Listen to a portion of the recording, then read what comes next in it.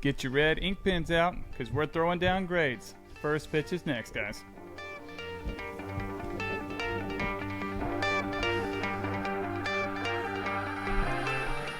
What's going on, everybody? Welcome to episode 39 of Bringing the Heat. My name's Cody Pite, and with me, as always, the four-seam fastball co-host, Will Sism. Will, midweek, late-night Wednesday record. How you feeling, dude? Man, this is a good change. I like it. We'll see how this one goes, but tell you what, since we kind of dreamt up this idea a few weeks ago, I think this is going to be a fun episode for us. Dude, it's going to be tons of fun. We talked about it at the end of 38. What we're going to do is just give grades out for every team. So, you got A, B, C, D, F. And then we get through some plus and minuses in there. And we're just going to go division by division. It's going to be a lot of fun. This was Will's idea. And it's All-Star break. So it's like, this is absolutely perfect. This is what I'm talking about.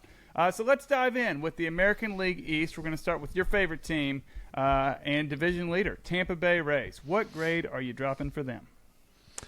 Yeah, starting off with the homeboys here, the Rays. You know what? If they wouldn't have kind of slowed down just a little bit these past 2 weeks heading into the All-Star break, it would have easily been an A+ for me. But I'm going to drop them down to an A. Yeah. Still, essentially I think the best record in the American League right now. Mm-hmm.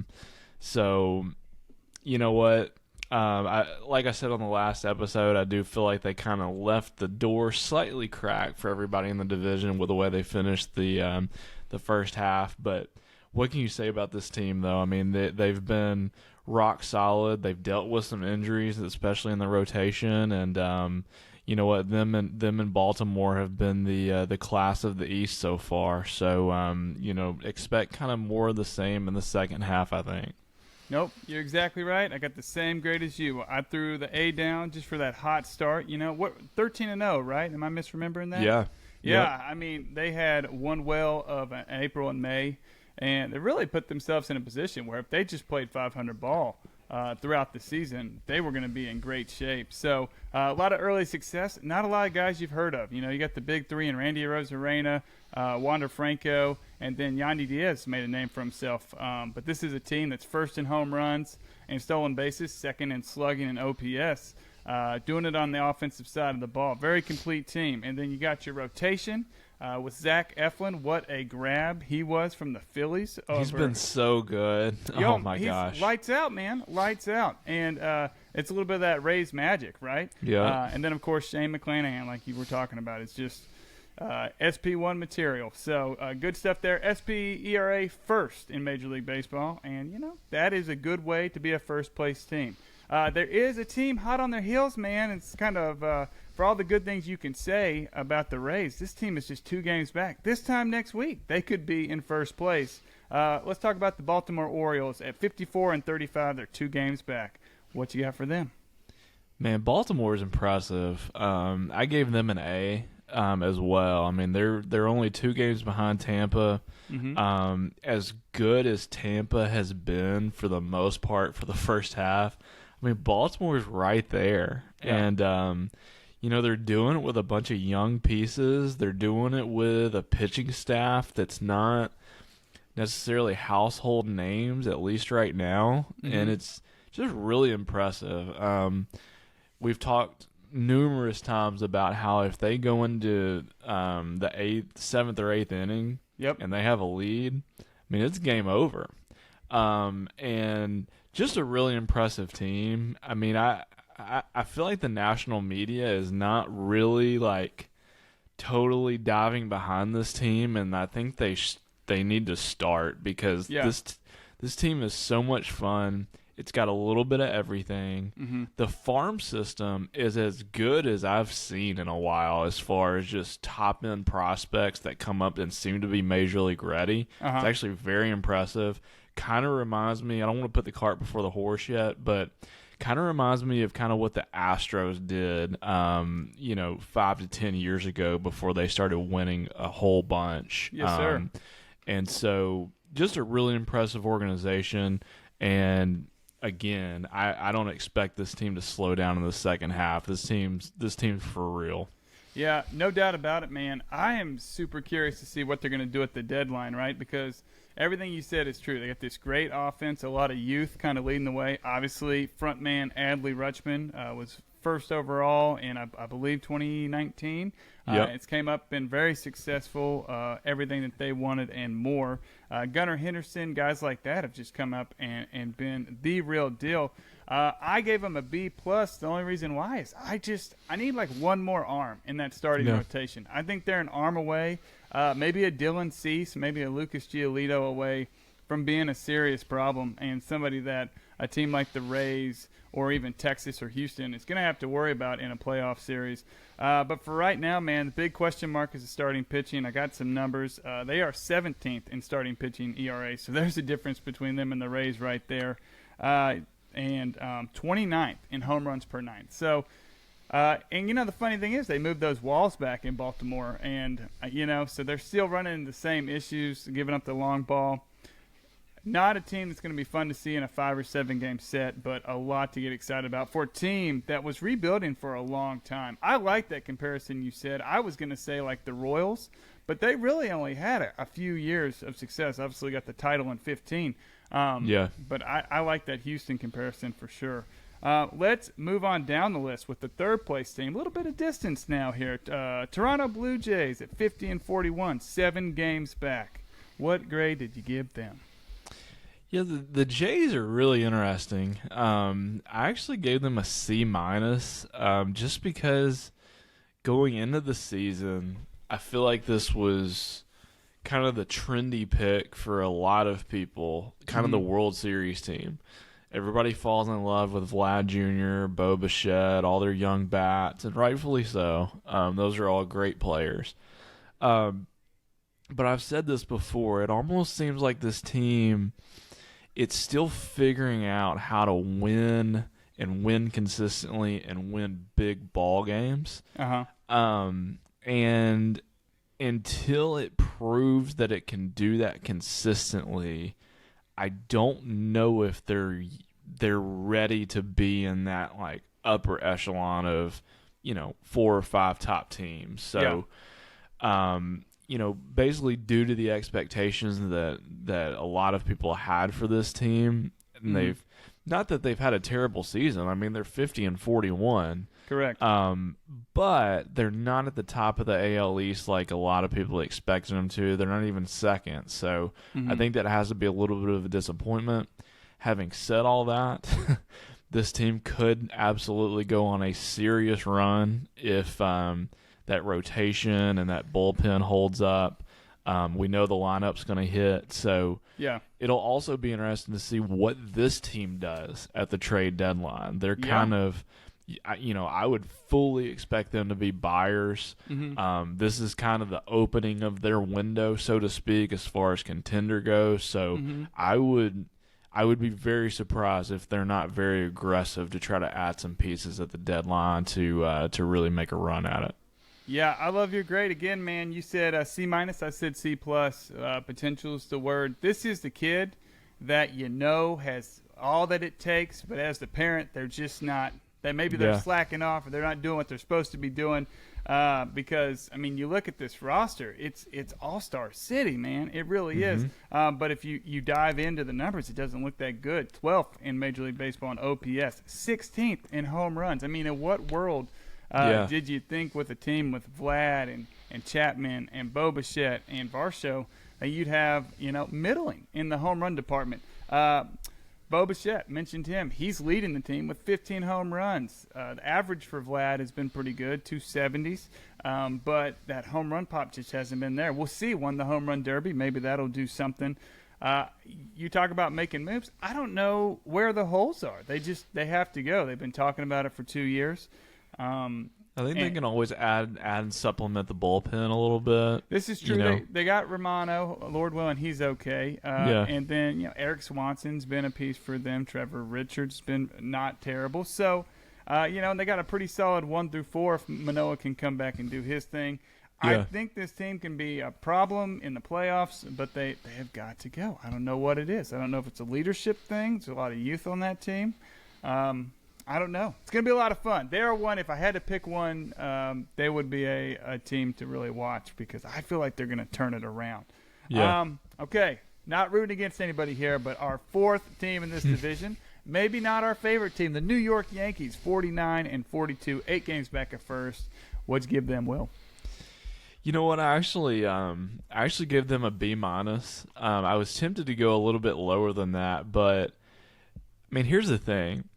When you lose arguably the best player currently in Major League Baseball for a significant period of time in Aaron Judge, and they're still staying afloat in this just brutal division of the AL East, I mean, that's pretty impressive to me. Sure. And here's the thing, and I think all Yankees fans will probably admit this. This team is flawed, especially offensively. This team is very flawed.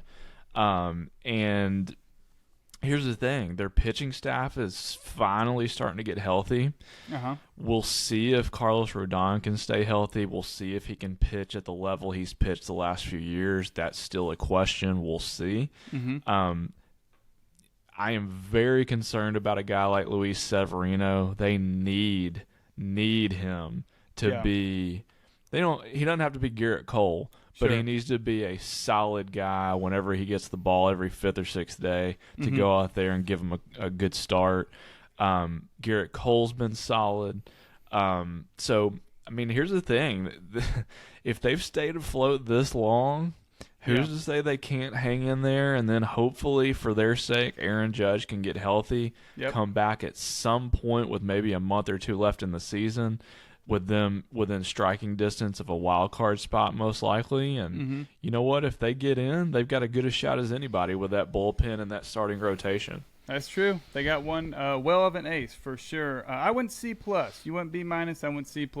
Our points are pretty similar, though. The no Judge factor – I think they're like 14-19 without him in the lineup, and 25-15 when he is in the lineup. He's just a difference maker. He's MVP for a reason. I like Rodon. I like everything you said about that. I'm fingers crossed he does his thing. There are moves to be made for this team. I have heard Cody Bellinger is a possible rental coming over from Chicago, and he just hit a home run before the break for the Cubs against the Yankees. So he's actually looked good this year so far. He really has. Some of the underlying stuff doesn't really support it, but at some point, I mean, we're halfway through, and the numbers are what they are. You got to kind of toss the underlying stuff out the window. Maybe he's one of those rare cases. Yeah, I wonder if they make some kind of other move, maybe for a bullpen piece. Clay Holmes has kind of been a non-story, which is good for the Yankees. Right. He had kind of a rocky start, but he's really done his thing. I would not be surprised. This team, if you look on Yankees Twitter, the globe is spinning in reverse, and the world is falling. They just fired their hitting coach, which I don't know how you land on that, but to me it's kind of a scapegoaty thing. I think a lot of these players have their own swing coaches. So we'll see Sean Casey coming into the fold. That's very interesting. Very interesting. No facial hair for him. I've never seen him without a goatee. So That's true. Mayor's coming to town, but I wonder if we'll recognize him. Let's move on to best team in Major League Baseball history. Okay, just A-list team right here. I was trying not to be biased when I dropped my grade here. Boston Red Sox, 48-43, going into the break on a tear. They swept the second best team, the Oakland Athletics. They're 9 games back at first. What do you got for me, Will? So I kind of just went middle of the road here. I went C for the Red Sox because here's the thing. If they were in just about any other division in baseball, it would look a little bit prettier for them. But man, I've kind of just been consistent on the Red Sox. I'm just disappointed with how they've constructed this team. Yeah. Like I really do love what they've got as far as their everyday lineup goes, especially with Adam Duvall healthy again. Like that lineup is plenty good. Yep. But I've said it again. I mean, they've actually pitched better than I've even thought they might, which is kind of crazy. But I will say Brian Bello has looked looked like a solid starter. I know that they need him to really be a solid contributor. Chris Sale going down really hurt because he really did look like he was starting to kind of turn a corner again. No doubt. And man, when they lost him, to me it felt like that was really kind of, I don't know, it felt like kind of their shot at a playoff berth or a wild card spot. Yep. Kind of going away with him being hurt long term to me. But again, their pitching's held up a lot better than I thought it would. Yeah. I would love to see them somehow, some way get a starting pitcher to bolster the rotation. Me and you both. You know, but that's just kind of where I'm at with it. I mean, they're definitely better than I thought they would be, but they're just not quite there to compete with, you know, Tampa, Baltimore, Toronto right now. Couldn't agree more, man. They have been a great watch, honestly, just for a day-to-day kind of fan of the team. Really proud of how they've come out and played. Yeah. I don't know if that's the Alex Cora effect. Yeah. He really seems to always piece together a team that can compete, even though when you look at the writing on the wall, or maybe this team on paper, it's a little bit of lackluster. I'm right there with you, man. The pitching is why this grade isn't higher. I gave it a B, by the way. I don't know if I said that. Because honestly, dude, when Xander walked, and you start piecing together the team that could have been, if they could have hung on to Betts and Benintendi and that team that was here not that long ago, man. Then you look at this rotation, and their big offseason grab was Corey Kluber. Right. He's pitching to an ERA that is north of 7. I mean, it's unbelievable.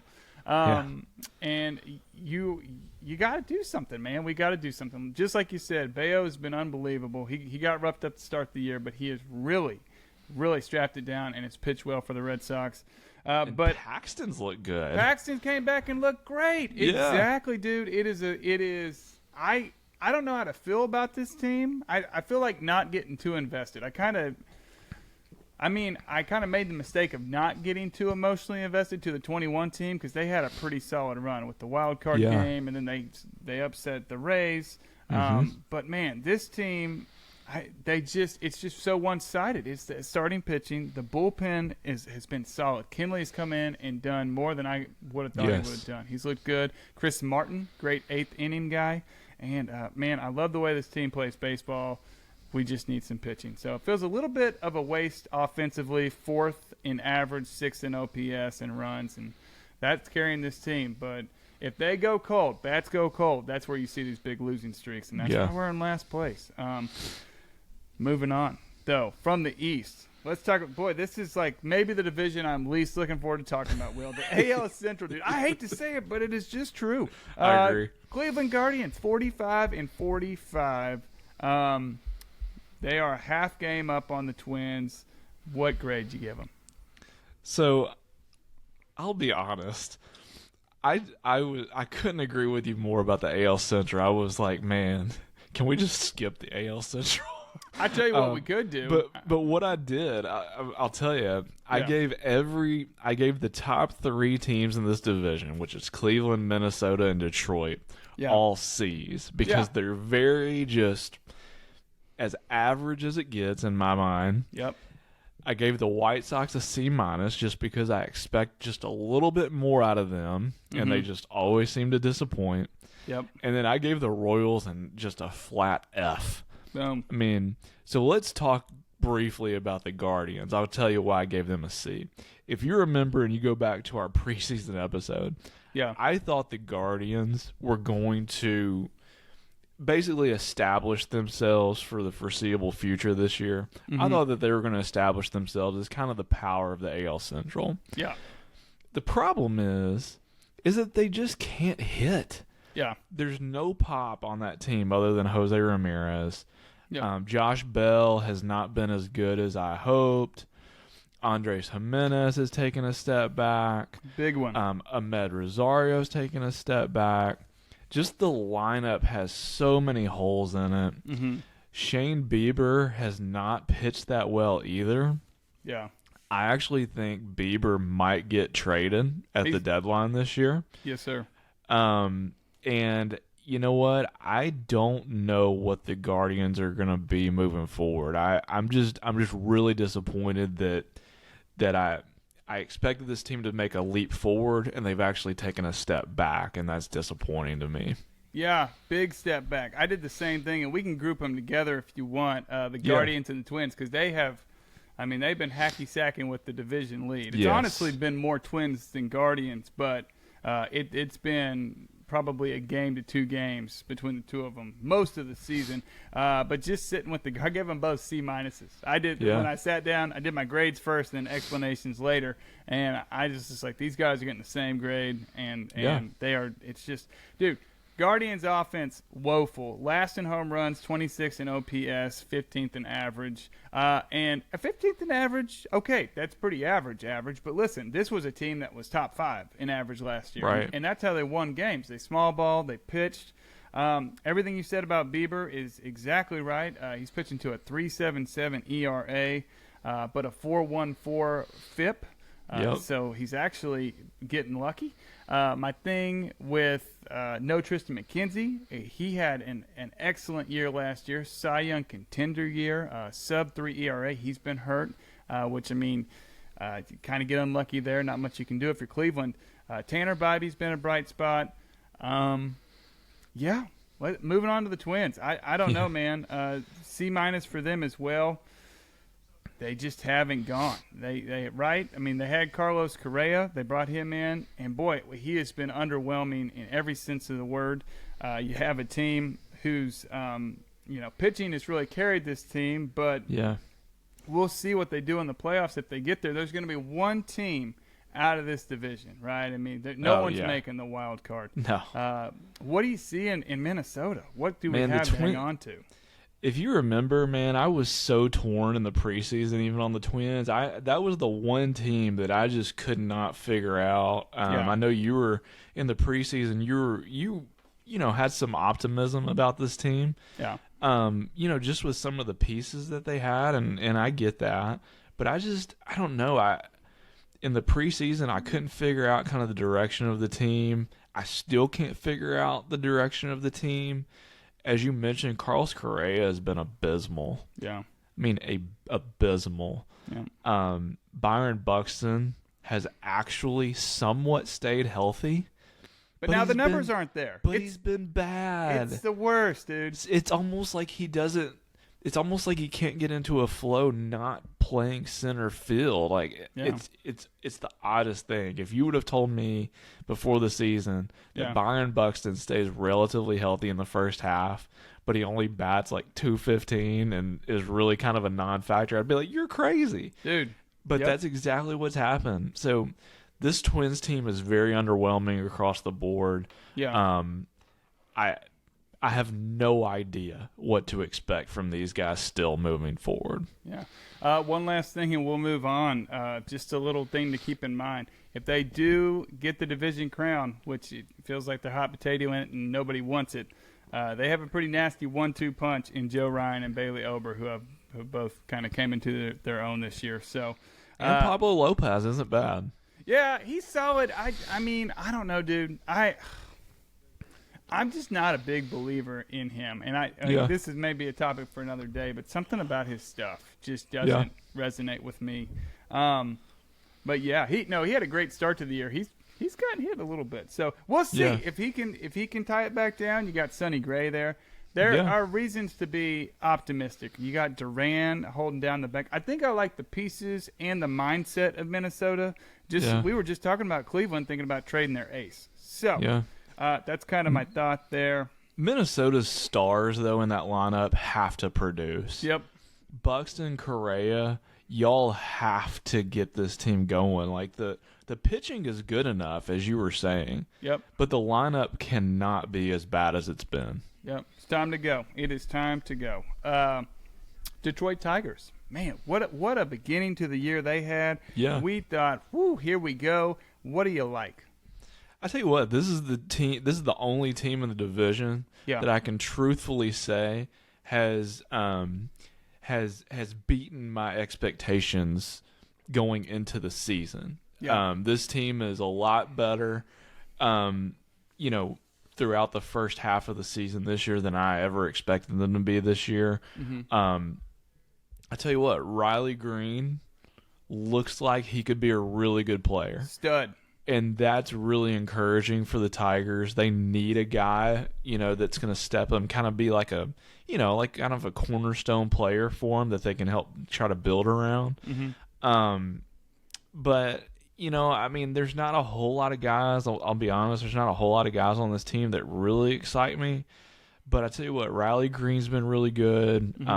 Eduardo Rodriguez had glimpses of being really, really good. But overall, this team's been way better than I thought they would be. So I ended up giving them a C, like I said. But, to be fair, since they were lower expectations than the Guardians and Twins, I probably honestly should give them a C+, just because they've kind of, beat my expectations of what I thought they would be. True. Hey, we can change it. We're grading on a curve here. That's right. I gave him a B. Potential is Y, just like you talked about. Yep. Riley Green leading the team in batting average, 305, and then their other young stud who really hasn't started to click yet in Spencer Torkelson. You'll remember I roasted him earlier on in the show, and I apologize because he's going to be a stud one day, leading the team in home runs with 12. So their young guys are doing it. It's very fun. They're not a terrible watch. You got Miggy. It's his last year, so there's a reason to tune in. Erod, they're talking about maybe him leaving. We'll see. I don't know. He could be a trade chip. He's got some more years under contract. I think 3. So there's going to be some value there because it's pretty team friendly deal. If he gets moved, they'll probably get some prospects back, but we'll see. They're only 5.5 games back of first. I don't think either one of us had that in their book. Halftime or halftime All-Star break time, they would be only 5.5 back. Chicago White Sox, 4th place team in this division, 38-54, 8 games back. You gave them a C-. Why? Yeah, I went with a C- here. I was tempted to go in the D range, but they got off to a god-awful start, and they sort of started to turn it around a little bit. I don't know, man. This team just feels like every year now, people look at this team on paper, and they're like, oh, is this the year that the White Sox figure it out? And they never do. Yep. And this just seems like the team every year that people are going to kind of like talk about. They've got talent, but are they ever going to figure out how to win consistently? And I don't know that the answer is yes there. So another disappointing year to this point. I will say I do think this team has way more firepower than anybody else in the division. So if they do happen to get hot, if Dylan Cease, if Lucas Giolito stick around and they have a great second half, this team could make a run. I mean, Luis Roberts played well. Eloy Jimenez, when he's been in the lineup, has been okay. Tim Anderson's got to get going. Dude, have you looked at the numbers? He has it's bad. An awful year. Yeah, it's bad. So I don't know, man. I who knows what's going to happen with this team, but to this point, it's another disappointing season. Yeah, disappointing is the word. I gave him a D for disappointing. It's kind of a continuation of 2022, man. They clicked in 21. Everybody thought this is the team of the future in the AL Central, and then it has just been 2 thumbs down ever since then. Their big offensive grab in the offseason was Andrew Benintendi.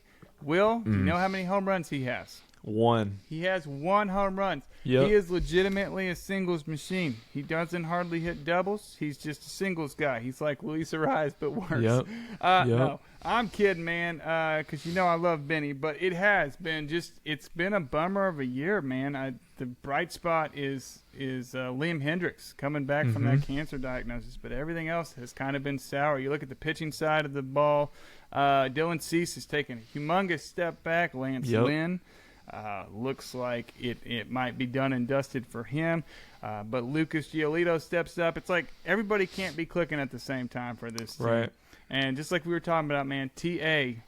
has been not only offensively just absolutely atrocious, defensively. He's like last in the league, defensive shortstop. So this is a team that's going to sell off a lot of pieces if they know what's good for it. I don't know that you can get this band of brothers back together again and do it again. I mean, in the most. Yeah, I think it's about time to blow it up. Yeah, dude, blow it up. Put your finger on the button. Here we go. Luis Robert. If this isn't the most White Sox thing, he did the home run derby and got hurt. So and he's the guy who hasn't played more than 90 games in his career due to injury. It's just tough scenes in Chicago. We'll move on after this, but you know what? If I were the White Sox, though, I think I would try my best, and this is flawed, but I would try my best to build around Luis Robert, because I will say, talent-wise, it's all there. Like, that guy could be special, and I don't know, in my opinion, you don't trade away a guy like that has that much just insane upside, and he's still really young. But, man, everybody else on that team, I would be trying to get what I could for him. Yep. Yeah, it's a dangerous game, man. I don't know. Hey, speaking of things I guess I understand it a little bit. Kansas City Royals, I don't understand. They're pretty bad. Let's keep it brief on this, man. We gave them the same grade. What grade was it? It was an F. I mean, this team is just so bad. Yeah. They've got Bobby Witt. I like Bobby Witt. I don't love Bobby Witt. Yeah. But this team is a couple of years away from even thinking about being a player in the AL. Dude, they need some stuff to start going. I'll keep it brief. Vinny P going down really hurt this team, but I don't think it would have made him a contender in any sense of the word. MJ Melendez, what's going on with that guy? He was like top prospect a couple of years ago, and it's like, oh, this guy's going to be the real deal. He's batting just a dash over 200. I know. Not a lot of home runs. It's just been kind of blah. He's like a Kyle Schwarber, but less pop. Yep. Hey, woo! We were holding our breath under that tunnel there. We are out of the Central. Man, feels good, huh, Will? Let's talk American League. The wasteland. Woo, the wasteland, dude. It's like going past a dog food factory. It smells so bad you have to hold your breath. Yes. All right, let's see. American League West. Oh, let's get back into the good stuff. Texas Rangers, what do you got? 52 and 39, first place team. What do you like, Will? Man, I will say I was on these guys preseason, and they have delivered, man. They've even. I mean, I had a feeling they were going to be good. I didn't even see this coming. Yeah. They've pretty much led the West from the very get-go. Mm-hmm. I know Houston's right on their heels, and I expected to be a really close race all the way through, but I gave Texas an A+. Yep. I mean, this lineup is legit. There are no holes in this lineup. Mm-hmm. The pitching, I didn't think that the pitching could hold up if DeGrom went out. And, man, the pitching's holding up, at least to this point. And I expect this team to be a big-time buyer at the deadline. I expect them to be aggressive. Yeah. Nate Eovaldi's been great. Dane Dunning's been good. Pretty much everybody that they've thrown out there has at least been solid for the most part. Yep. The bullpen has somehow figured out a way to be pretty good too. Mm-hmm. And you know what? Kudos to the Rangers, man. And I tell you what, they've hit big on those free agents. Marcus Semien is perfect at the top of that lineup. Seager is an absolute perfect fit at number 2. Yep. And Adolis Garcia, he's not a perfect player, but he is great in the middle of that lineup. And Josh Young looks like a stud for years to come. So, man, I like what Texas has going. Dude, Jonah Heim, another young stud, all-star. Did you see the other night? 6 guys on the field at one time. That's only happened a couple other times in all-star history. This is a great team, and you know we'll talk about teams who spend a lot of money in free agency and it hasn't panned out. But I love what you said. Couple off seasons ago, man, they paid the price for Seager and Semien, and it was a little bit like, you know, what's going on here? There has to be another move because 2 great middle infielders a playoff team does not make. But they have backed it up with putting together a pretty stellar rotation, and you forget about him somehow, but no Jacob deGrom, Yep. But he has given his powers to his rotation mates. Yeah. And, man, it has been a fun watch in Texas. I hope they keep rolling. Well, a little bit, because I am a little bit of a Houston fan. Let's talk about them next, Will. I also gave Texas an A+. That is why I didn't mention that. Houston Astros, 50-41, 2 games back. What'd you give them? So I gave them a B-. I don't know. I think a lot of that is just based on kind of their track record and kind of the lofty expectations that goes with that. Mm-hmm. I did have my concerns going into the season that this wasn't quite going to be the same, as it has been the past few years, and I do think that we are seeing that to an extent. Sure. Having said that, they have done a really good job of navigating a lot of key injuries. The rotation's just been beat up. Thank goodness Framber has stayed healthy. Uh-huh. But I still have major concerns about that rotation behind Framber. Javier, our main man, has not been great. Yeah. And he's got to turn it around if this team's going to make a run at it, I think, this year again. They've got to have him. He doesn't necessarily have to be just lights out like he was a year ago, but he needs to be solid, if not more than that. Mm-hmm. The lineup, man, has just... It's been hit or miss. I mean, obviously Altuve being hurt is really hurt. He's kind of their spark plug. Mm-hmm. But, man, missing Alvarez in the middle of that lineup feels sort of, not quite as bad, but it feels sort of like Aaron Judge Yankees kind of vibe to it, because we've talked about Jose Abreu a lot. He just hasn't clicked yet. Yep. Altuve's been out of the lineup, and that lineup just seems like it's very reliant on Yordan Alvarez driving in a lot of runs, and they really need him back in the second half to kind of complete that lineup again. Yep, I'm with you. You gave him a B-. I gave him a B, just to splash over. Injury bug. I'm not saying this team would be leading the division if they had Yordan all year. But between him, you got Altuve, like you were saying. Michael Brantley hasn't swung a bat in a major league game this year. And then, of course, Lance McCullers, Luis Garcia. Luis Garcia. There you go. Well, thank you, brother. And then Urquidy getting hurt, man. So these are some big names. Those are names that helped propel them to World Series championships, not only last year, but in the past. And it is pretty impressive to me that they've really been able to keep it up. I thought about giving them a little bit higher grade, but I think this is a team that can go. I think this is a team. We're going to learn a lot about their new general manager. Because it's, not only are they worried about signing big name players like Tucker, but they're going to have to make a move. So we'll see what this guy has in his bag of tricks. I'm excited. I like this team's core. If our main man Altuve can get back, I think there'll be a problem. So moving on. Third place team in this division, the host of the All-Star Game, Seattle Mariners at 45-44, 6 games back at first place. What kind of grade did they earn? This one was tough for me, but I actually gave them a C- just because I expected this team to be better, honestly, than what they've been. When I look at some of the key pieces that they have, I don't see any reason why they shouldn't be closer to the top of this division, especially given the state of Houston, what we were just talking about. Sure. I mean, you've got a true number one starter, talent-wise at least, in Luis Castillo. Mm-hmm. You've got George Kirby, who's really, really good, I think. They've got some really young pitchers that have really looked good at times.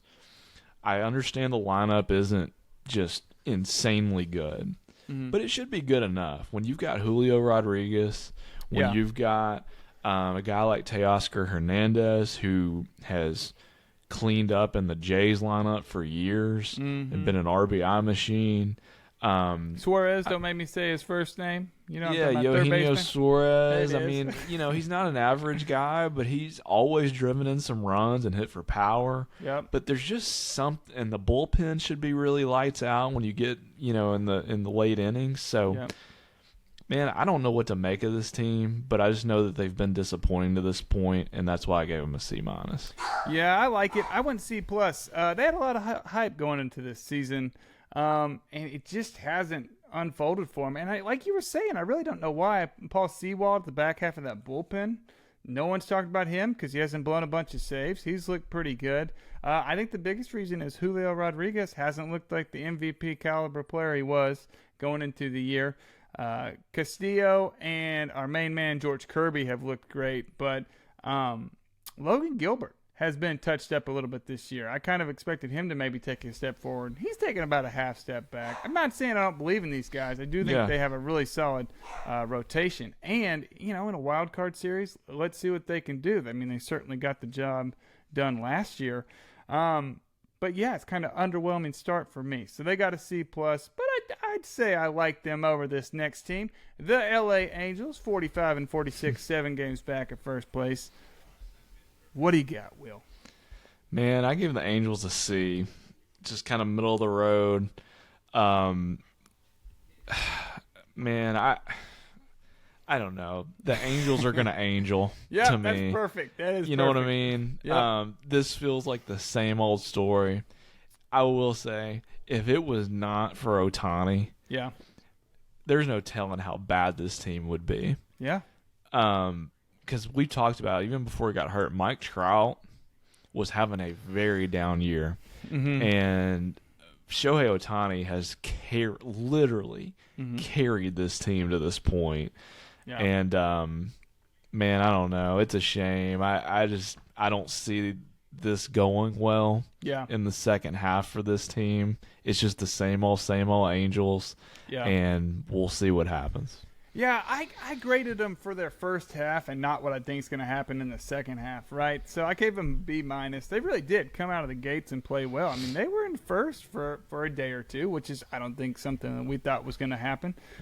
Did a great job holding off the Ohtani rumors, which is pretty exciting because, of course, we've talked about there is a world where if they start out just bad, then you're looking at conversations by us every single week, like what's he going to look like in a Dodgers uniform, So, the injuries have been the biggest thing. Injury bug bit recently. I think they lost 3 guys in one game, including Ohtani for that game. So, we'll see. I don't like their chances. The more and more I read about it, the more and more I hear about it. I don't think Ohtani's going anywhere this trade deadline, but I could be wrong. I think they might have overplayed their hand, and we don't have time to talk about this, but they might have overplayed their hand because he had all the value last year. Yeah.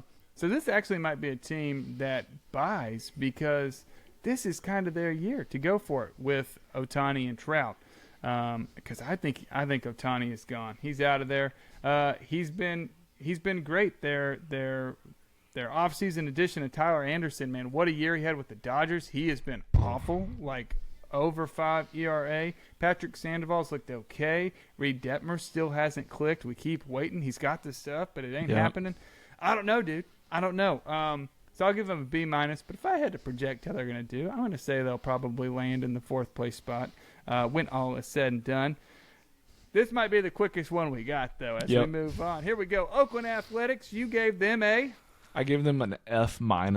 I gave them an F double minus, but I'm going to let you take it away. What do you hate about this team? Man, I don't even want to waste my breath talking about the A's, but, I mean, this team's just really bad. Honestly, I feel bad for the players. They don't really deserve this, but it is what it is, and they're horrible. Hey. And, I hope for better days. Better days. It's going to be better days. Hey, listen, here's the deal. I took the liberty of searching for something positive to say. Took me a second. I'll be honest, okay?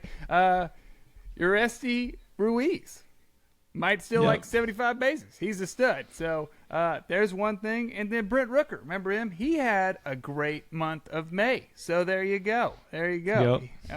Moving on. Let's move on to the National League. I think we did Oakland a great service there. Yeah. Oakland/Las Vegas. The National League East, man. Moving on. What can you say about this team? You got the Atlanta Braves. We're going to hit them first. Best team in baseball, 60-29 wins. Wow, 60 wins before the All-Star break. We gave them the same grade. I bet if you're at home, you can guess what it is. We'll let them know. Yeah, I mean, this team, I gave them an A+. I mean, I don't know how you can really give them anything different. This team is This team is so good. I mean, some of their key pieces haven't even really clicked. You know, Austin Riley, Michael Harris come to mind.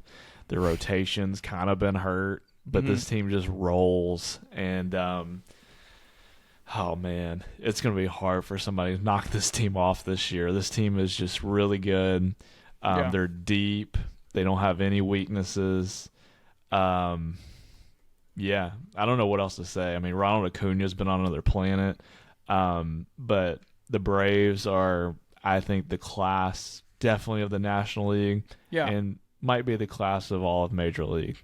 Yeah. Hey, I think you are correct. Most complete team in baseball.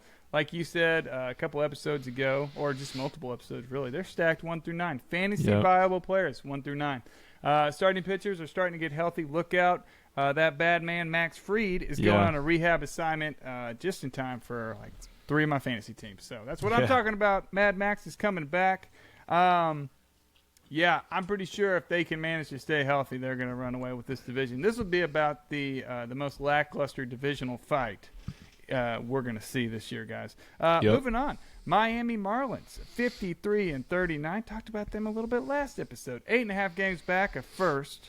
What you got for them? Man, I also gave Miami an A+. I mean, this is a team that I think were off of most people's radar going into the year as far as any sort of, remote contender. Mm-hmm. Really all people knew about, to be honest, was Sandy Alcantara. And to be honest with you, he's been one of their weakest links this year, which makes it even that much more impressive to me that this team has figured out how to consistently win without arguably their best player, at least going into the season, being below average. Luis Arraez has been a godsend for that lineup. Jorge Soler has been as well, even though they're total opposite type of players. Yeah. I tell you what, though, I really like what the Marlins are doing. They've got some really good young arms. The lineup is better than what people give it credit for, and they're not going to beat the Braves. No. But I tell you what, man, they can match up with just about anybody else in the National League, in my opinion. Yeah. With that rotation, and I don't think they're ready to win yet. I think they might be a wild card team, but this team, 2 or 3 years from now, if they keep doing what they're doing, they could be a problem for some people. Dude, they have some sick pieces. I mean, here's a name we haven't seen play a lot of baseball this year, Jazz Chisholm. Yeah. And he was everybody's 40-40 guy. Correct. Set to pop off this year. So, he's hurt again. Everything you said, man, I want to give a little love to Skip Schumacher because I don't know if anybody in the Wayback Machine, this was like a utility guy for the St. Louis Cardinals, won World Series with them back in the day, came in, young guy, 43 years young, and has just led this baseball team, led this group of men, and it does feel like everything, this is like the 100 percentile result for this team, right? Yep. I mean, everything is falling their way. They have, they don't have superstars. You've named most of their big name players, but the other guys, the Brian De La Cruzes, correct. Joey Wendell has been like a pretty awesome piece. Garrett Cooper has come in, does his thing. These are guys that are just filling their roles and doing a great job. A little bit Rays-esque. So I wanted to give a little bit of love to the man, driving that ship because it is pretty awesome. And if Sandy can right his ship. Look out in a 5-game set in the playoffs. What a difference that would make. It'd be like acquiring a Cy Young winner because that's what he is. He is the reigning Cy Young Award winner. So another team that could seriously make a run because they've done it before. In third place in this division, the Philadelphia Phillies, 48-41, 12 games back at first. What do you like, Will? Yeah, I ended up giving this team a B just on the overall body of work, kind of what we've seen in the first half. But I think I mentioned this on the last episode. I feel like this is the one team in the National League right now. Obviously, we've got a long way to go. We have no idea what's going to happen injury-wise for all these teams going into the playoffs. But I do feel like if the Phillies get matched up against the Braves, that this is the one team that could scare the Braves in a 5 or a 7 game series. Yeah. Because you think about the Phillies, you've got the 2 horses at the top of the rotation that can match up against anybody. That's right. When they're right and they're going. Yeah.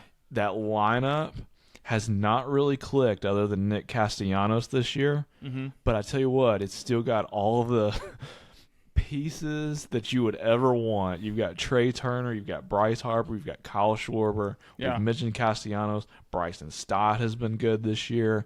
They've got some JT Realmuto still on there. Yep. So I feel like this is the one team that can interrupt a Atlanta Braves party in the postseason. So I'm really interested to see how this team performs in the second half. I've got kind of a good feeling about it.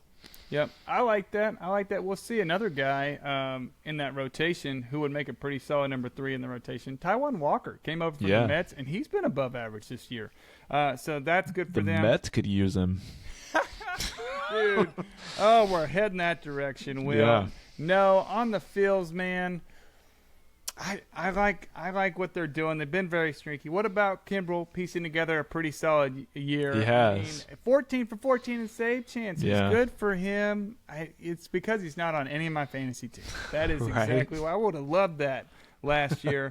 Hard to bet against a guy like Bryce Harper. He only has 3 home runs. So you got a guy like Right. Bryce Harper and Trey Turner who haven't gone yet this year. Yeah. I would not bet against this team they can make it to October. Yeah. I saw a pretty funny picture, and then we'll move on. It was of Juan Soto, Trey Turner, and Bryce Harper in Nationals uniforms. And then it had them, somehow it like glitched over and it like faded from Nationals to Phillies. So maybe there it is. Maybe they trade for Juan Soto. We'll see. And have That him would play. be fun. Dude, that would be nuts if they did that. Speaking of a team that made big moves over the offseason, the New York Mets, as Metsy as they get, 42 and 48, 18 and a half games back in first place. Woof. What kind of grade? Oh, I just saw the grade you gave them, Will. Tell the people. Yeah, man, I gave this team a D. I was actually tempted to go F, but they kind of turned it around a little bit the couple of weeks leading into the All-Star break, which saved them from a potential F. But man, this team's been really disappointing. We've talked about it quite a bit on previous episodes. I mean, the rotation's been bad, the lineup's been bad, the bullpen hasn't been good. This team really misses Edwin Diaz more than I think anybody wants to give it credit for. Yeah. Max Scherzer and Justin Verlander, they still can be effective, but they are showing signs of declining right in front of our eyes, whether we want to admit it or not. And, man, that lineup, I tell you what, the only piece that when I watch the Mets consistently that scares me outside of Pete Alonso just being Pete Alonso and hitting a home run at any point in time is really Brandon Nimmo. Yeah. He puts together a lot of really good at-bats out of the leadoff spot. But, man, there's a lot of holes in that lineup. Yep. And for that main reason, along with the rotation, I just don't see a big run in this team. I could be wrong, but I just don't see it. Yeah, I mean, they win 101 games last year? Yeah. This is a team, I gave them a C-. They're going to have to go, man. Offensively has just been awful. We've talked about it, but names like Starlin Marte, Francisco Lindor. Yeah, they've looked bad. MIA, man. Just not doing it. And then McNeil, you've always been on top of this, Will. You say, hey, if he's not hitting 330, he's really not a productive. You speak to fantasy, but it's even more sometimes in real baseball, man. He's not bringing much to the team. One bright spot is Francisco Alvarez, their catching prospect. He's looked really good. He's been everything they wanted. But, man, you would And Brett Beatty. Brett Beatty, he's looked pretty solid. He hasn't looked bad. He's got potential for sure. Oh, no doubt. Both of those guys, very young. Give them another year or two, and they're going to be. I think they'll be mainstays. I really do. I like what I see. It's kind of interesting because everybody was bummed that they didn't get Carlos Correa because they almost had him, and this would have been the guy playing behind him. And boy, he wouldn't have helped either. That would have been the last thing this team would have needed. That $344 million price tag would have went up by about $200 million. They still would have been bad. It's kind of wild. C-. Let's keep rolling. 5th place, but a team that is pretty neat. The Washington Nationals, 36 and 54, 24 and a half games back at first, but number 1 in your heart, Will. Don't tell the Rays. I'm just kidding. I know you like them, though. Give me a grade. Man, I actually gave them a B. Yeah, because I mean, here's the thing. We know how good this division is. And look, the Nationals, they are multiple years away from thinking about contending in this division, especially with the Braves in this division. But the product that they've put on the field this year, I thought this team was going to compete with Oakland to be like as bad as it gets going into the season. Yeah. And man, this team, don't get me wrong, this team is not great right now. Yeah. But this team has hope. This team has got some good young pieces. C.J. Abrams has looked good at times. Mackenzie Gore looks like he's going to be a solid starter, if nothing more. Lane Thomas has been a really, really good player. Love Lane. You know what? I just like some of the pieces. I know there's even more pieces down in the farm right now that will come up in the next couple of years. Oh, yeah. But I just think the Nationals aren't just out in the wilderness somewhere just searching for something good to happen. I think they've got some pieces. Yeah. They're just a couple of years away from just kind of starting to, develop, continue to build the farm system, and then hopefully in a couple of years they can be something similar to what we're seeing in Baltimore, Arizona, something along those lines. Yeah, I'm with you, dude. I gave them a C+ because of the young guns and how they're playing. Jeimer Candelario's also looked good. He came over from Detroit. That's a name I don't think you mentioned. Don't want to keep repeating what you're saying. But the story to me for this team will always be the fact that they gave Strasburg $245 and then Corbin like $200 million, but they let guys like Harper and Soto go. And listen, you look the way they performed in that 2019 playoff run. I can see giving the ace starting pitcher that kind of money. I mean, it's just been unlucky for Strasburg. And so you kind of hurt for the guy, you hurt for the team. You know they love him there. But one thing, and then we'll move on, I thought was kind of funny. I don't know if you caught last night, All-Star game. Josiah Gray made it to the mound for the Washington Nationals. And it was so hilarious to me because I don't think there was one hint of Max Scherzer or Trey Turner, who was traded for him, and also the catcher piece, and I'm blanking, Ruiz. Yeah, Keibert Ruiz. Exactly. Traded for them, it was Scherzer and Turner for Ruiz and Josiah. And I told Claire, that is hilarious. Who would have thought crazy. Just 2 All-Star games later that there's no Max Scherzer and Trey Turner, but we have this guy that got traded for. So that's kind of wild. I don't know. They're going to be pretty. I wouldn't count this team out in like 2028. Look out. Look out, guys.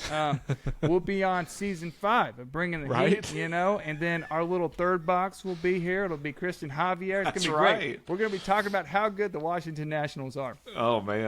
Here's a team on a little bit quicker trajectory than the Nationals. It's the Cincinnati Reds. We're moving to the National League Central. They are 50-41. They're a game up on the Brewers, and we gave them similar grades. What do you like, Will?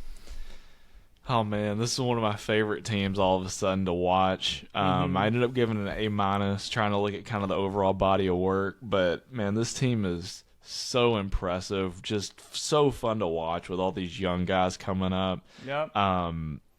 I feel like they're gonna be a really interesting team at the deadline to watch as well. I feel like they really need just kind of a veteran arm to eat up some innings. Yeah. Because I don't expect them to really want to trade away any of their key young pieces because this is how they're building this thing. So I don't necessarily think they're going to be super aggressive at the trade deadline. Yeah. But man, this team is going to be fun to watch for the foreseeable future. Yeah. And I am here for it. I hope that they can. I hate to be super biased other than my Rays. Yeah. But I really want to see the Reds in the playoffs this year. Yeah. Just because I think it would be fun. I don't think they're going to be able to quite make a run this year if they make it in the playoffs, just because of, if they run into the Braves or the Dodgers. I just don't think they've got it yet to beat either of those teams in a 5 or 7 game series. But man, what a fun team this is shaping up to be. Yeah, 1-9 offensively. It's really good. Not a boring at bat to be found. I mean, you got your guys like Matt McLean, Ellie De La Cruz, Spencer Steer. I'm Jonathan wondering, India. Johnny in India. Yeah, he's back doing his thing. Here's my question for you, because we've talked about the Reds. I gave them an A. I have a quick question for you, and then we'll move on. Yeah. Do you think maybe they should go a little harder at the deadline, because the playoffs aren't guaranteed every year? And the point you just made about that rotation, I mean, it looks good, 162 games, but you get in a 5-game set and you're seeing Kershaw, Julio Urias, and whoever they want, Bobby Miller, whoever they want to throw 3 in LA. This is not going to be a good look with Graham Ashcraft, Williamson, and Abbott. You know what I mean? Is there a world where they go for a bigger name? I just don't see it, just because I think that the Reds are going to be – honestly, I think you just have to be really realistic. I don't know that even if they were to get one big-time guy at the deadline that they'd have to mortgage a lot of their farm system for. Yeah. I don't really know that really puts them over the top even against a Dodgers team or against a Braves team. Yeah. And so I think, Cincinnati Reds fans may not want to be patient a little bit now that they've got this really exciting team. But I think that if you do stay patient for another year and hold on to some key farm pieces, maybe in the offseason try to get you a free agent arm to eat up some innings, bolster the bullpen, I think that's kind of the route they're going to go. I just, I think it would be fun if they added a guy like Dylan Cease, somebody like that, or a Bieber, but I still don't think that would be a difference maker when you compare them to a team like the Braves or the Dodgers in the postseason. Yeah, maybe hold on to that card, try and strengthen it through free. I like that play. Yeah. I like that play. Okay. Maybe a more familiar name at the top of this division. Milwaukee Brewers at 49-42. Like I said, a game back of the Reds. You gave them a B+. Why? Yeah, you know what? I've talked some smack on the Brewers over the course of these episodes, and I stand by my words. I would have loved for this team to really, over the past couple of years. I feel like over the past couple of years, like their window has been open. Yep. Because you don't.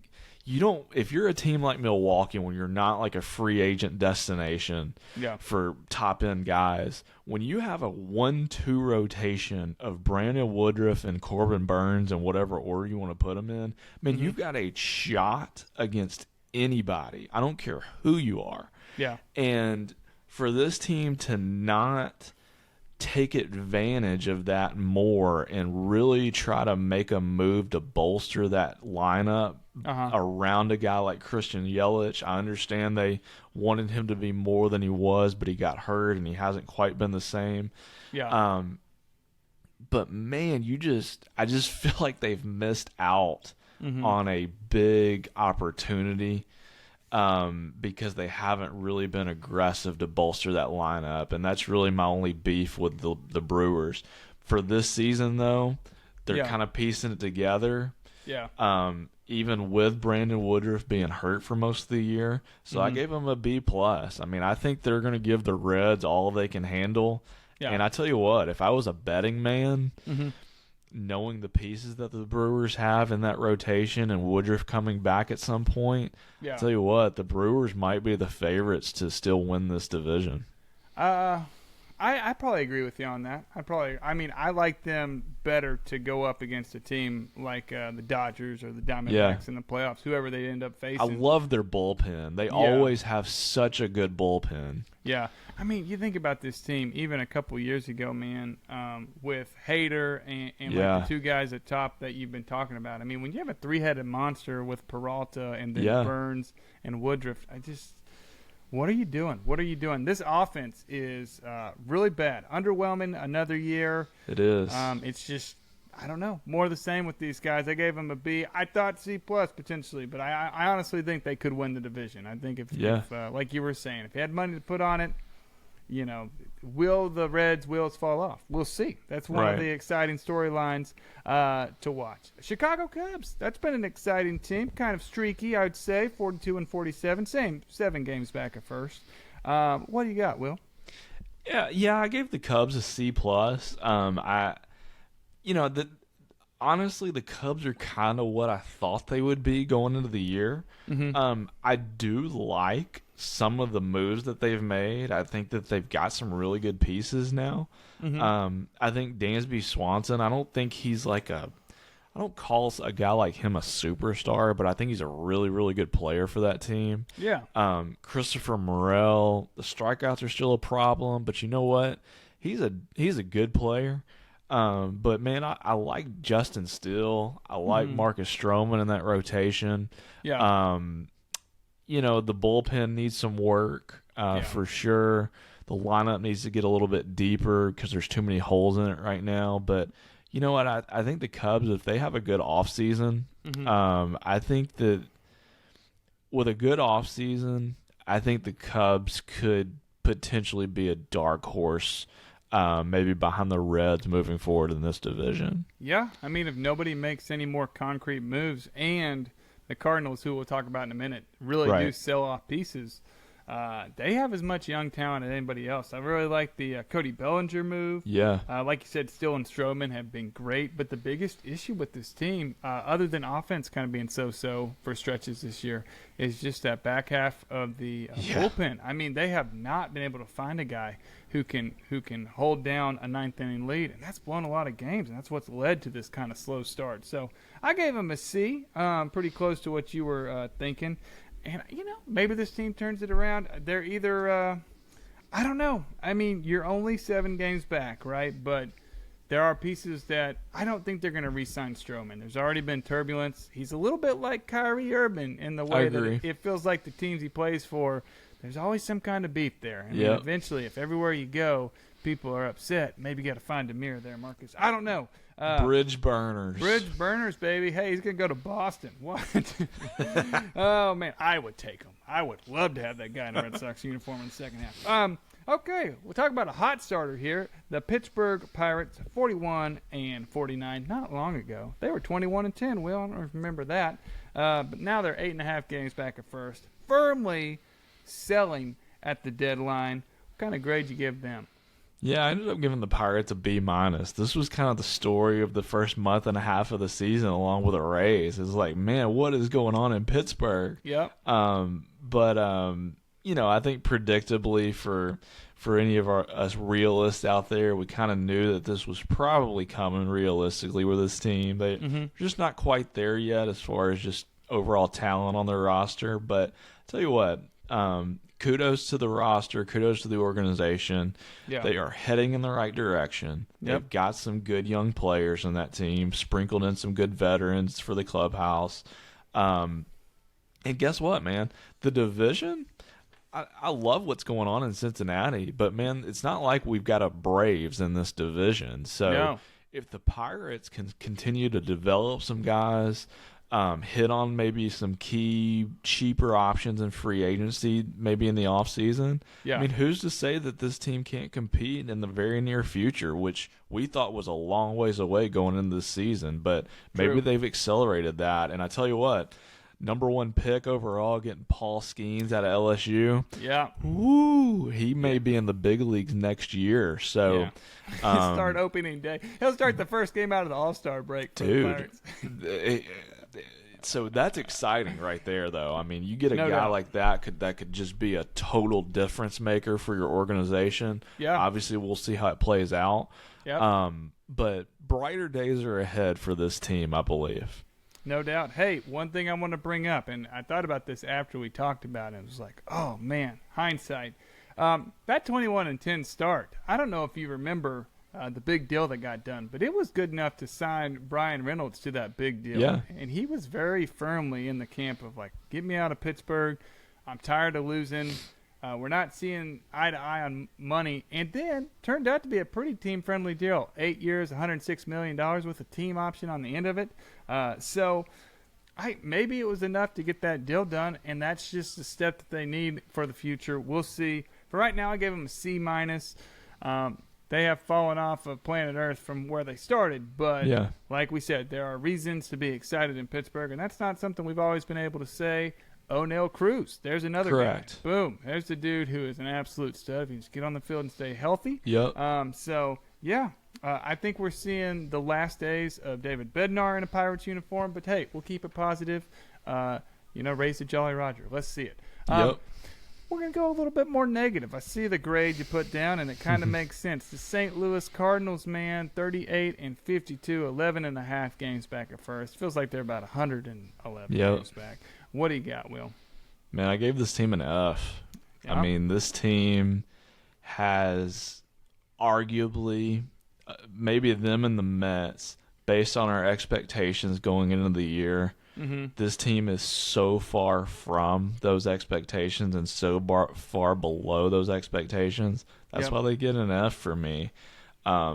Nothing's been great. The lineup hasn't been great. It's been okay.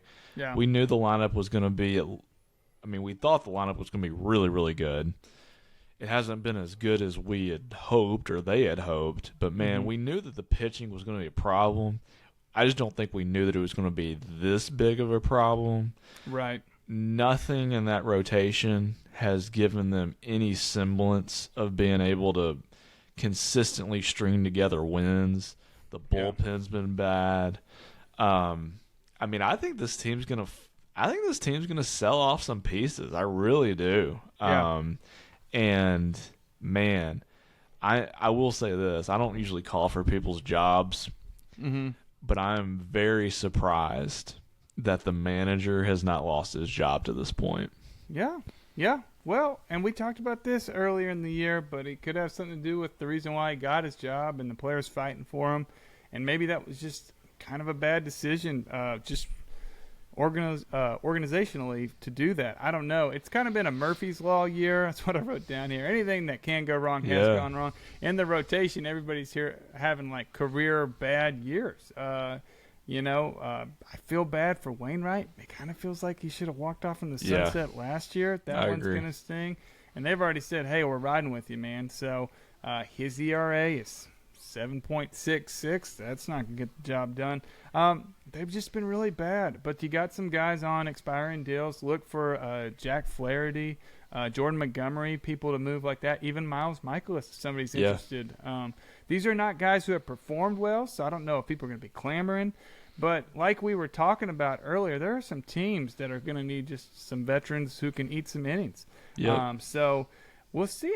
Always you take a step forward out of like a team that's not playing well, you'll see a tick up in production. I feel like that happens from time to time. So look for one of these guys to have a big second half.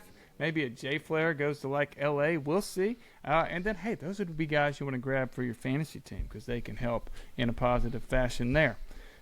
That's the Central. We made it out of the Central. Let's go National League West. Last division, Will. The Dodgers, man. What a first half. 51-38. Just wouldn't be right if they weren't in first place, it seems. Right. What kind of grade do they get from you? So I gave the Dodgers a B, just because this is kind of the Houston Astros syndrome. Same thing with them. Like they've set the bar so high, organizationally, that any sort of like non-dominant season like what we're seeing at least so far, they kind of get a bump down as far as the grade book goes for me. Sure. So, and here's kind of my logic in that too. Like those top three guys in that order, you could make an argument other than if you take out Ronald Acuna Jr. for the Braves. You could make an argument for those top three guys in L.A. to be MVP candidates. Dude, no lie. Because Mookie Betts, I know he's not hitting a 300 average anymore, but the power is there. Yes. The RBIs are there. The runs scored are there. Like, Mookie Betts sets the table for that lineup. Freddie Freeman does the same thing every year, and it's just insanely good. Yeah. And Will Smith might be the most underrated overall baseball player in all of Major League Baseball. Will Smith is a stud. Yep. He hits third or fourth in that lineup every night just about. He's behind the plate. And you talk about an underrated star. Yeah. That is Will Smith. And that top three, man, it doesn't get any better than those guys. No, man, seriously, just get the gold jackets. Do they do gold jackets for the Hall of Fame in baseball, or is it, I know it's the headstone. I know they get rings too. I don't know. Maybe. I know in football it is, but baseball maybe it is too. I can't remember what color the jackets are. I don't know. Anyway, a little bit off track there, but no, you're exactly right, dude. They are studs. One thing to think about, this is kind of a lull year for a couple reasons. I think they might be resetting the tax to maybe take a big hack at Ohtani. I agree. But there's a guy named Walker Buehler who is still rehabbing and will be back for the start of the 2024 season. How about a Dustin May? These guys are going to come back. This doesn't affect this year, but this is just such a deep team. They do it so good in L.A., and I gave them an A. It's just we'll see what happens the rest of the way. I think it's going to be a really good battle between them and the next team we're going to talk about. But like everything you said, man, and they've done it with a little bit more of a youth movement on the rotation side of things with Ian Sheehan and Bobby Miller coming up and looking good. It's just like you put on the Dodgers thread, you play a better brand of baseball. I don't know what it is. Let's talk about maybe one of the most surprising teams in baseball outside of Cincinnati, the Arizona Diamondbacks at 52-39. They held down first place for the lion's share of the first half, but now they're a half game back. Oh, excuse me, they're tied, but they're a couple win. They're a game back in the loss percentage. So anyway, you gave them an A. I want to know why. Yeah, I gave the Diamondbacks an A. I was very tempted to go ahead and give them an A+, but I went with an A. I mean, this team, I don't know. It feels like this team's been building. Yeah. Building. And it's like, here they are. They have arrived. And when you really watch them play, it really shouldn't have been this big of a surprise, in my opinion. I've said this all along. Zach Gallen, when he's healthy, he is a true number one. Yep. And he's a Cy Young contender every year if he's healthy. And so they've got a true number one in Zach Gallen. They've got a budding superstar in Corbin Carroll. I mean, he had all the hype entering this season, and he has lived up and delivered. And unlike, man, I hate to keep hating on him, but unlike Bobby Witt, the Royals stink, man. Yeah. And I understand it's not Bobby Witt's fault that, like, the pieces around him aren't great. Yeah. But, man, Corbin Carroll has taken his job, ran with it, and the whole team, somehow, some way, has fed off of it and gotten better. And that team believes it can compete with anybody now. And Christian Walker's a good power guy in the middle of the lineup. They've got some other key pieces. If they bolster that bullpen at the trade deadline, they might not quite be a World Series contender this year, but they're going to be a tough out for anybody. Yeah, dude. Yeah, that's a great point. Get a bullpen piece, maybe a third starter. Yeah. And then be able to go Gallen, Merrill Kelly, and a third arm. Dude, that would be nasty. Yeah. And the way they play baseball, man, it's a team approach. But like you were saying, Corbin Carroll, if Ronald Acuna didn't exist, this is like legit our MVP in the National League. He has had an incredible year. He is so much fun to watch. Really, really, really fast. Does a lot of bases. Just all good, man. And the only problem is their games start at 8:40 p.m. and I'm asleep by then, so that is tough.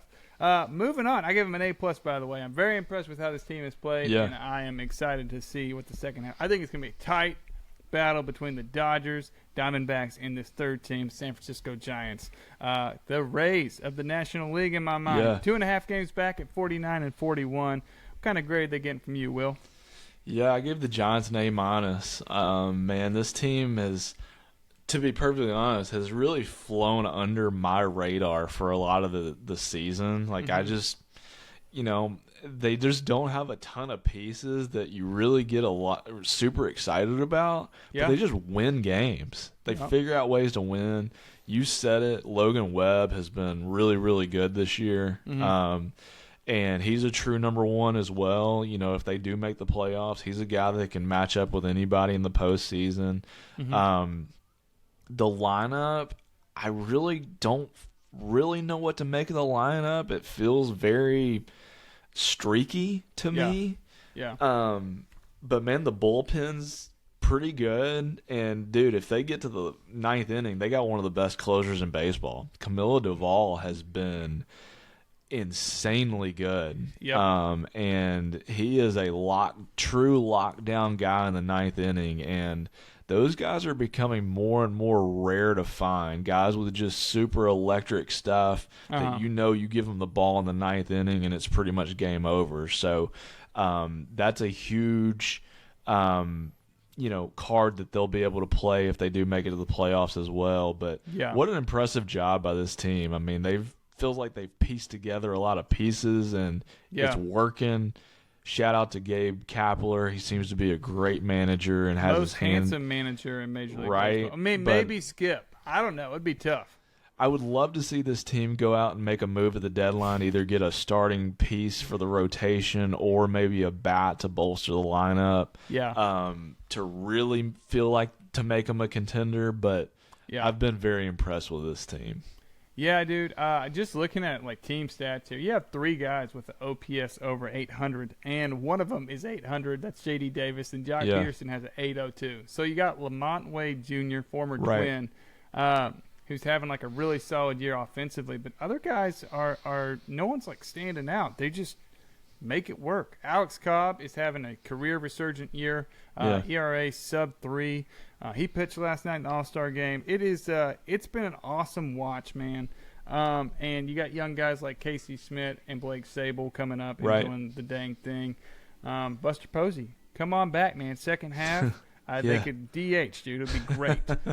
Just one more time for old time's sake. Fourth team in this division, man, I don't know what to make of these guys. The San Diego Padres, will they ever go 43 and 47, 8.5 back at first? What do you like, Will? Oh, man. It's like, what do you like, right? So I gave him a D+. Yeah. I don't know, man. This team, I love Juan Soto. Mm-hmm. I want to see Juan Soto do well just because I'm a fan. Yeah. But man, this team, I just don't really understand it because they've got all the pieces. They've got all the talent you would want. Mm-hmm. The rotation has actually been okay. It just hasn't been great. But here's the thing. Yeah. Blake Snell's looked really good lately. Yep. Joe Musgrove looked pretty good lately. Yu Darvish has been bad, and that's been a problem. Uh-huh. I don't know, man. Like, my heart wants to tell me that this team's got a run in them. Yeah. But my head is telling me that this team feels a lot like the Mets. Yeah. And it's a perfect comparison. You know, I think that the lineup is going to be okay. Like, I think Soto's going to be fine. I think Machado's going to be fine. I think Tatis is going to be fine. And that lineup's going to score some runs. But I just feel like that the rotation combined with the bullpen, other than Josh Hader, is just leaky. And I just feel like it's going to not allow them to string together a bunch of wins and get a ton of momentum. Yeah. And for those reasons, I just don't see a massive run in this team. I hope I'm wrong, but I just don't see it. Yeah, a couple of surprising things that I'm finding here. You got a OPS of Juan Soto, 898. You got Tatis at 871. Next guy on the list, Manny Machado, 765. So you said 3 guys with an OPS over 8 for the Giants, only 2 for San Diego. Is Manny Machado going to full go? Xander Bogaerts has had an okay year, but like a 250 average for that guy. Just watching that ain't going to cut it. That's not him. He's a 300 guy, and he'll get you 15, 20 home runs as well. Offense has got some room to grow. On defense or on the pitching side, man, I'm with you. I like what I'm seeing. Blake Snell pitching to a 2.85 ERA. Didn't have that. I knew it was better, but man, that is solid the way his year started. Yeah, he's looked really good lately. Yeah, I'm telling you, then Michael Wacha's had a great year. Yeah. It's a former Red Sox. You know, we're just gonna cry through it, laugh through the tears, boys. I think they have a run. If you're saying, would you rather be San Francisco or San Diego? I might pick San Diego. Who are you? Who do you like? That's a tough one. I mean, obviously, talent-wise, everybody's going to pick San Diego with that top-end talent. But, man, I don't know, man. It is hard. As a Rays fan, there is something about teams that don't have the household names but the culture is there, the manager is there, the pitching is there every night, and there's something about those teams that everybody thinks they're just going to fall by the wayside in the second half, and they never do. And I'm getting that kind of vibe out of the Giants. So obviously talent-wise, I'm going San Diego still, but man, I don't know, man. I would be very surprised at this point if San Diego ended up passing the Giants. Dude, it's going to be it's going to be so much fun in the wild card race. Yeah. Because you got, basically you have Atlanta locking it down. Right. One of Arizona or the Diamondbacks or the Dodgers, exactly, will take the division. Then you would think another one of those guys is going to get the wild card spot. Or it could be Phillies, Miami. Dude, it's going to be so much fun. There are about 8 teams for 6 spots, and man, I'm pumped for the second half. I gave them a C-. You gave them a D+ in San Diego, and then our last team. It's a little bit bummer that you have to end on such a kind of anticlimactic note, but the Rockies, Will, you gave them a D-. Is there much to say here? Not really. I mean, the Rockies kind of are what they are. The Rockies are just one of those teams that they have no pitching. It doesn't help that they pitch in Colorado for their home games. Yeah. But I don't know, man. This team is devoid of top-end talent right now. Yep. And that's their biggest issue. And they're a couple of years away at the very best, I think, unfortunately. No doubt, man. I gave them an F. They're just, like you said, just a bad baseball team. Only 2 players with an OPS above 800, and just an abysmal season from their big free agent ad, Chris Bryant. I mean, who's just come in and been awful. CJ Cron hasn't been able to stay healthy. So those are big names that were supposed to really pop off in Colorado and haven't. So they get an F. They're 18 games back, and maybe we'll see who they draft top 5 next year. It'll be that's going to be the fun thing. Will, before we go, man, we made it, dude. We are almost to the hour and 30-minute mark. Listen to me. If you are listening, you guys are just absolutely incredible for making it this far in this episode. We really appreciate you guys. Will, anything to say to the people out there? Yeah, I echo everything you just said. I mean, it was a fun episode. We had a lot to unpack with all of these. We hit on every single MLB team. That's what I'm saying. Good luck to everybody in the second half. As you mentioned earlier, it is going to be a fun second half with all of these storylines and all of these races to keep up with, and we're going to stay on top of it for everybody. That's right, guys. Keep it tuned in here. Reach out to us on Twitter at BTH_Cody and at Will Sism. Let us know what you thought of this episode. If you made it to the YouTube side, we really appreciate you. Hit that subscribe button, leave a comment, make our days. And, of course, if you're just listening to our crispy voices, we always appreciate you. We always love you. This has been 39. My goodness, Will. One more to 40. We really appreciate you guys. But until next time, thank you for listening to episode 39 of Bringing the Heat.